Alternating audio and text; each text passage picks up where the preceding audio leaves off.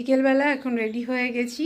তো আপনাদের সঙ্গে এর আগের ভিডিওতে শেয়ার করলাম যে এক জায়গায় যাব, তো সেটা হচ্ছে এখন যাব। এখন রেডি হয়ে গেছি আর আমি কিন্তু আজকে একটা মন্দিরে যাব, সেটা হচ্ছে ভূতনাথের মন্দির। এর আগেও আমার ব্লগে আপনাদের সঙ্গে আমি শেয়ার করেছিলাম, তো আজকে আরও একবার যাব, সেই জন্য রেডি হয়ে গেছি। আজকে কিন্তু আমি একদম সারাদিন ভেজ খেয়েছি, আর আজকে দুপুরবেলা বাড়িতেও খেতে হয়নি। আমাদের এখানে পাড়াতে খুঁটি পুজো ছিল, তো সেই জন্য সেখানেই খাওয়া দাওয়া ছিল, পুরোটাই ভেজ ছিল, তো অসুবিধা হয়নি। এখন আর একবার স্নান টান করে রেডি হয়ে গেছি, যেহেতু মন্দিরে যাব সেই জন্য।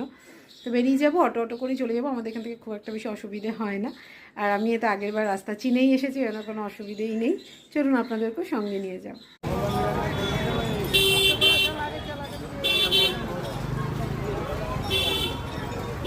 চলে এসেছি এখন আহিরতলা লঞ্চ ঘাটে।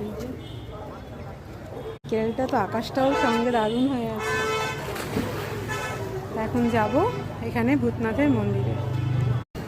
আমরা এখন চলে এসেছি ভূতনাথে। আর এই যে এখান থেকে সমস্ত ডালা টালা কেনা যায় পুজোর। প্রচুর দোকান আছে এখানে, আজকে প্রচণ্ড ভিড়।